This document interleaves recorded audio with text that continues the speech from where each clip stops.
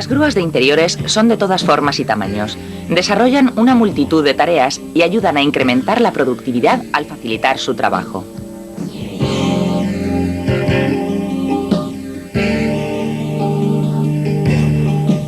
Las grúas de interiores son grúas. Han estado años con nosotros, pero piense por un momento qué diferente sería su vida si no estuviera esta vieja grúa. Su trabajo iría más lento, su productividad se vería reducida y hasta podría terminar con dolor de espalda. Quizá usted dé por hecho la disponibilidad de una grúa en su trabajo hasta que está dañada cuando la necesita. Y eso podría suceder si no se le da el uso apropiado. Además de no poder usar la grúa, su operación incorrecta puede llegar a ocasionar daños de material y heridas graves. Varios estudios han demostrado que las dos causas principales de accidentes con las grúas de interiores son la falta de entendimiento y conocimiento por parte del operador y los descuidos. El objetivo de este programa es simple: reducir los accidentes y las averías. Todos saldremos beneficiados, ya que al reducir los daños y los costos de reparación, ahorramos dinero, y al conservar las grúas de interiores en buen estado, se aumenta la productividad. Este programa enfocará la inspección y la operación segura de las grúas de interiores. No porque este tipo de equipos estén involucrados en la mayoría de los accidentes, sino porque generalmente las grúas de interiores son manejadas por alguien cuya experiencia está en otro campo. En otras palabras, las grúas de interiores son utilizadas por trabajadores que no son operadores especializados de grúas de interiores. Existen varios tipos de grúas de interiores y aparatos de elevación: las grúas torre, los monorrieles, las grúas de pórtico y grúas puente sobre caminos de rodadura, entre los más comunes. Estos funcionan con electricidad o con aire comprimido y utilizan cables o cadenas para levantar. Algunas cargas, una vez levantadas, deben ser movidas a mano, mientras que otras utilizan sistemas mecánicos. La capacidad de levantamiento de estas grúas varía entre 125 hasta más de 1.250 kilos. La mayoría de las grúas operan desde el suelo, controladas ya sea por un botón o por una cuerda. Algunas pueden ser controladas por control remoto. Los aparatos de elevación deben ser manejados por trabajadores especialmente entrenados. Haber visto este programa no le cualifica para manejar este tipo de grúas. Esto ha sido un breve repaso sobre el equipo de elevación eléctrico. Antes de manejar cualquier equipo de elevación, pregúntele al supervisor si existen requisitos especiales o certificaciones que deban ser cumplidas. En el próximo segmento examinaremos una inspección de seguridad antes de su manejo.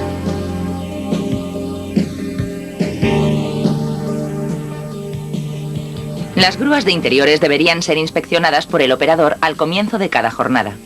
Note que dije deberían ser inspeccionadas, porque en muchos casos no se hace esta inspección, y esta es una de las causas principales de los accidentes con las grúas de interiores. En realidad no existe razón válida para no hacer esta inspección. Es fácil y solo lleva unos cuantos minutos. Recuerde, los descuidos causan accidentes. La inspección preliminar se divide en dos partes: la inspección visual y la inspección operacional. Comience comprobando que no haya rótulos en la grúa. Si encuentra un rótulo que diga "peligro no operar", detenga la inspección.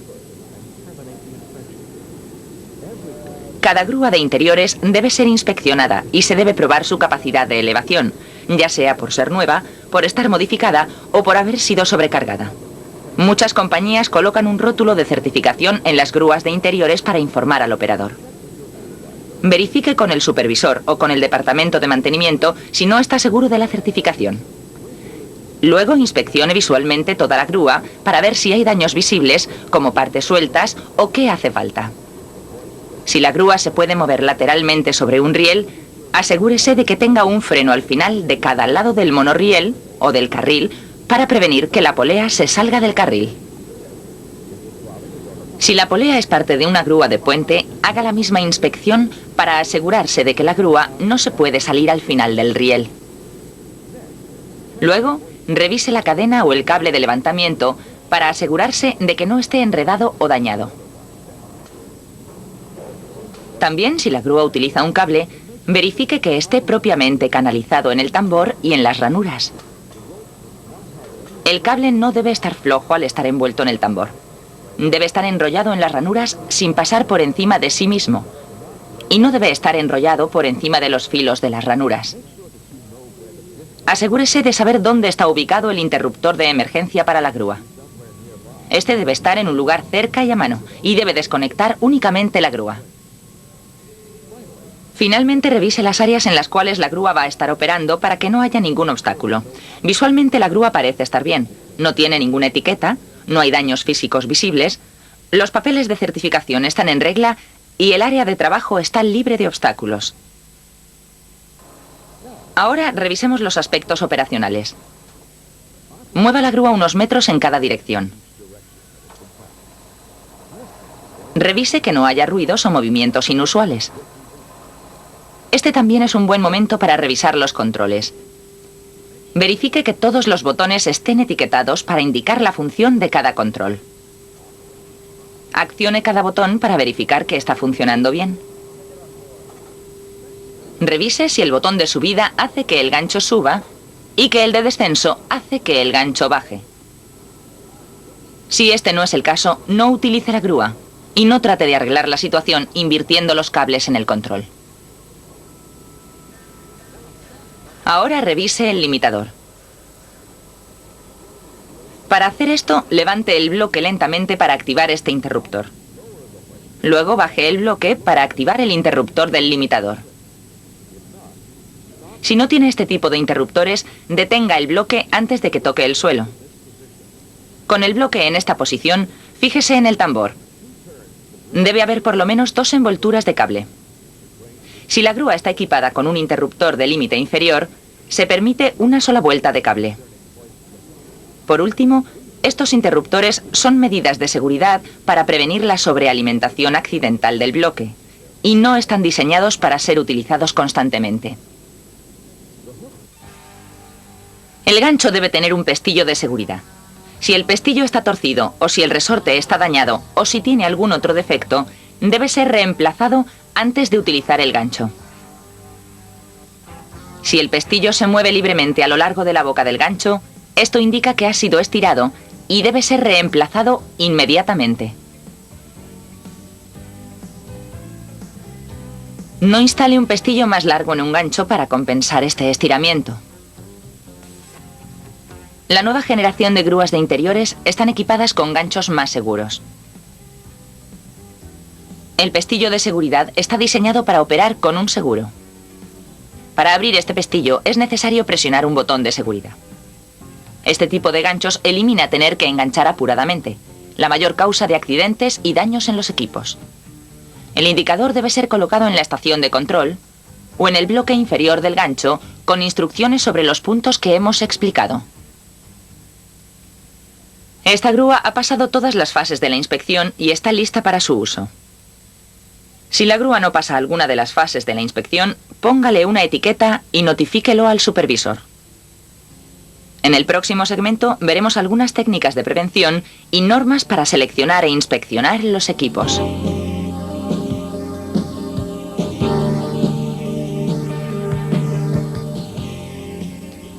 La primera fase de la operación segura de las grúas de interiores es una inspección preliminar. La segunda fase es asegurar la carga que va a ser levantada.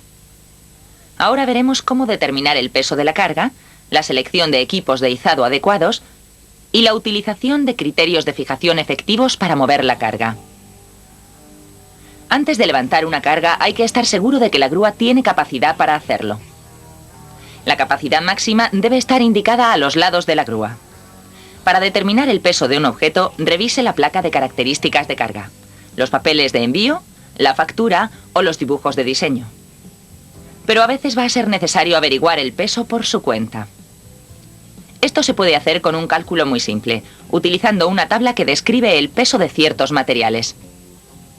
Por ejemplo, esta lámina de acero mide 120 centímetros de ancho por 240 centímetros de largo.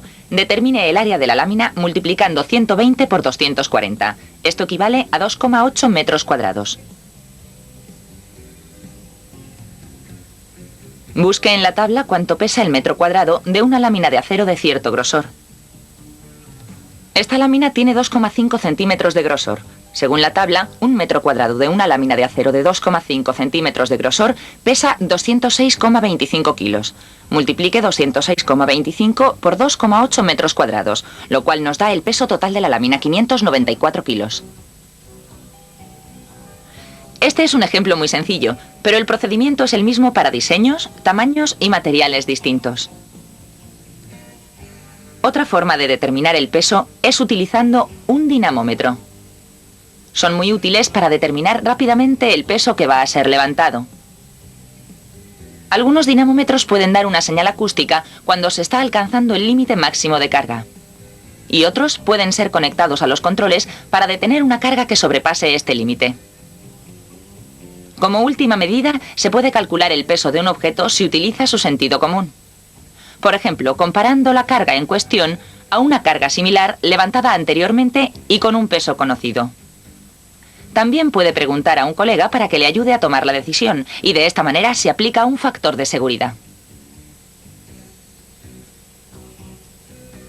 Algunas instalaciones tienen un factor de seguridad de 50%. Esto significa que si el peso calculado de una carga es mayor que el 50% de la capacidad máxima de carga, las grúas de interiores no se podrán utilizar. Revise con su supervisor las regulaciones de seguridad de su compañía. Ahora que sabemos el peso de una carga y que está dentro del límite de capacidad de peso de la grúa, veamos cuáles son los equipos necesarios para levantarla. Escoja siempre equipos de izado que estén dentro de la capacidad máxima de la fibra del cable. La mayoría de los cables tienen el limitador indicado en el extremo. Si este límite de carga no está a la vista, llame a la fábrica o revise la tabla de límites de carga. Esto es necesario porque el cable debe ser probado. El límite máximo de carga o SWL de un cable de fibra puede tener un indicador diferente. Por lo general, los límites de cargas en este tipo de sistemas de izado se encuentran en una etiqueta en la parte interior de la cinta. Como regla general, si su cable de fibra no tiene un indicador del límite de capacidad, obtenga un sistema más grande que tenga los límites indicados.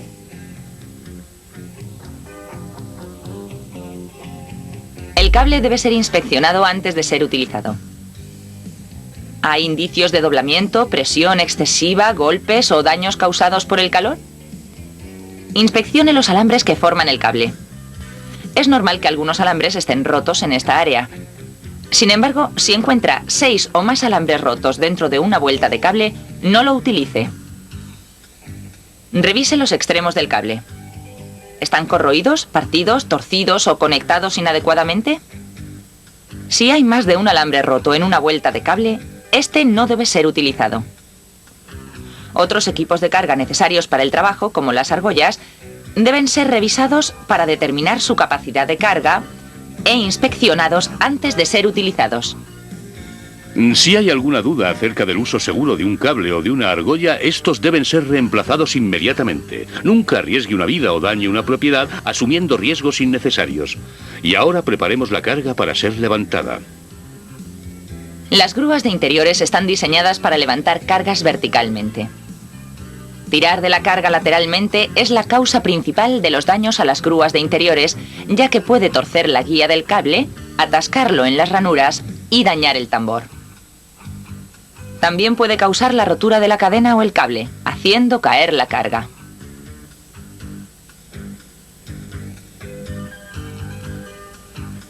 Enganche el cable a la carga y levante el gancho. Forre las esquinas y los bordes afilados para evitar cortar o dañar el cable. ¿Cómo hacemos para determinar cuántas cintas se necesitan? Se deben considerar varios factores. El equilibrio de la carga es un factor importante para determinar la colocación y el número de cintas necesarias. Si la carga no está equilibrada, esta se puede inclinar y salirse del sitio al ser levantada. En algunos casos, se puede usar una sola cinta, pero el factor determinante es el peso. Si la carga pesa 500 kilos, el cable debe tener un límite de carga de 500 kilos. ¿Quiere decir esto que si se utilizan 2 cintas, estas tienen un límite de 250 kilos cada una? No. Cuando se utiliza más de una cinta, se debe tomar en cuenta su ángulo. Como vemos en este gráfico, cada cinta debe soportar 288 kilos si su ángulo es de 60 grados. Pero observe cómo la carga por cinta aumenta a medida que el ángulo disminuye. Sujete 2 cubos de agua. Ahora levante los brazos para que estén paralelos al suelo. Esto le ayudará a entender el concepto de los ángulos de las cintas. Hay otra forma de averiguar la tensión causada por los ángulos de la cinta, utilizando esta fórmula. Comencemos con esto. 2 cintas a un ángulo de 90 grados. Cada cinta soporta 250 kilos. Ahora veamos cuánto peso más está soportando cada cinta. La letra P equivale a 500 kilos. La N equivale a 2 e indica la cantidad de cintas. K es el factor de tensión y según la tabla equivale a 15,4%. Se escribe 0,154. 500 kilos dividido entre 2 es igual a 250, lo que multiplicado por 0,154 es igual a 38,5. Súmele 38,5 a cada cinta para obtener 288,5 kilos.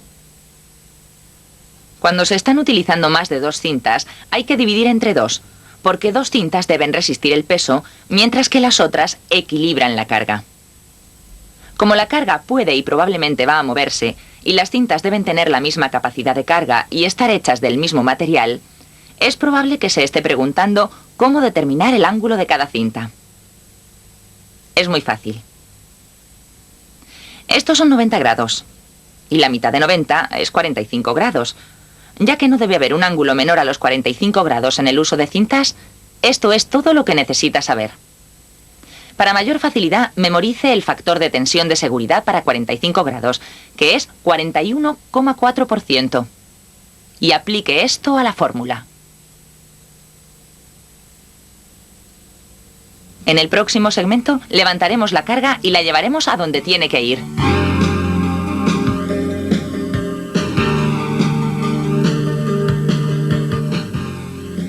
Subir y bajar la carga de forma segura se puede lograr poniendo atención a lo que se está haciendo y siguiendo estas reglas básicas. Desde el punto de vista de la seguridad hay un factor sumamente importante. Conduzca todas sus operaciones de carga de tal forma que si hay un fallo en el equipo, nadie pueda resultar lastimado. Esto es lo más importante. Ahora veamos el resto. Primero verifique que sus manos no vayan a resultar dañadas. Al mover cargas pesadas, asegúrese de que no haya nadie entre la carga y algún objeto, porque la carga puede deslizarse y lesionar a alguien. Levante el bloque de carga lentamente para tensar el cable. Revise el gancho para verificar que las cintas están bien conectadas al gancho. Ahora levante la carga unos cuantos centímetros. Esto le ayudará a reducir cualquier movimiento de la carga y le permitirá revisar los limitadores. Si nota que algo se está deslizando, detenga la operación. Si todo está bien, levante la carga lo suficiente para sobrepasar todo obstáculo y empújela al lugar deseado o muévala mecánicamente si la grúa está equipada para hacerlo. Una vez que esté en posición, baje la carga lentamente. Detenga el bloque de carga cuando sea posible desenganchar las cintas. Cuando haya terminado con la grúa, levante el bloque por encima del nivel de la cabeza y colóquelo en un lugar adecuado. Las grúas de interiores de brazo deben ser estacionadas contra la pared. Utilice el gancho para colocar el brazo en su sitio. Esta operación se ha realizado con éxito. La carga está en su sitio. No se ha roto nada y nadie ha resultado herido. Habrá ocasiones en que vaya a usar una grúa de interiores con cabina que es de mayor capacidad. Estas deben ser operadas por alguien entrenado y certificado en su uso. La información que hemos visto hasta ahora todavía se aplica, pero ahora va a ser necesario comunicarse con el operador. Para lograrlo, se deben utilizar una serie de señales de mano convencionales. Todas las señales de mano se encuentran en el Real Decreto 485/1997 sobre señalización de seguridad y salud en el trabajo. Se puede obtener a través de proveedores de materiales de seguridad. Primero dirijamos la grúa hacia la carga. Todas las señales de mano deben estar a plena vista del operador. Mueva el mecanismo hacia la carga. Ahora deténgase. Baje el gancho con el extendedor y las cintas hasta la altura adecuada para conectar la carga. Levante la carga levemente. Revísela.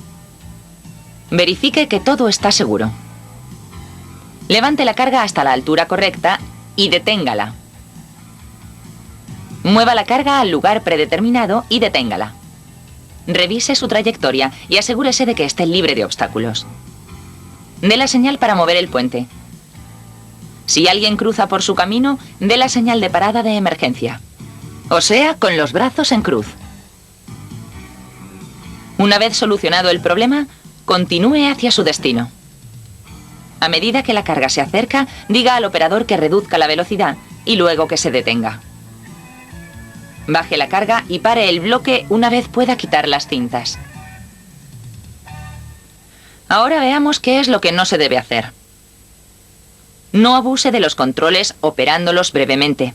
Esto desgasta los mecanismos. No utilice el cable de control para mover el brazo. No deje una carga colgando desatendida. No pase una carga por encima de alguien, ni permita que alguien pase por debajo de ella. Nunca desvíe una carga, ya que no podrá ver hacia dónde va. Tenga cuidado con las distracciones. No deje cintas o cuerdas colgadas del gancho, ya que éstas se pueden enredar con otros objetos al mover la grúa. Nunca deje el bloque a una altura en la que alguien se pueda golpear con él. Si está utilizando un control remoto, no opere la grúa si no puede ver la carga o la grúa en su totalidad. Es así de fácil. Hemos revisado la grúa, hemos asegurado la carga y la hemos trasladado al lugar deseado. Es probable que usted ya supiera de qué estábamos hablando. Sin embargo, todavía ocurren accidentes con las grúas. Usted sabe lo que hay que hacer, pero por alguna razón no lo hace. Las excusas no sirven de nada. No reducen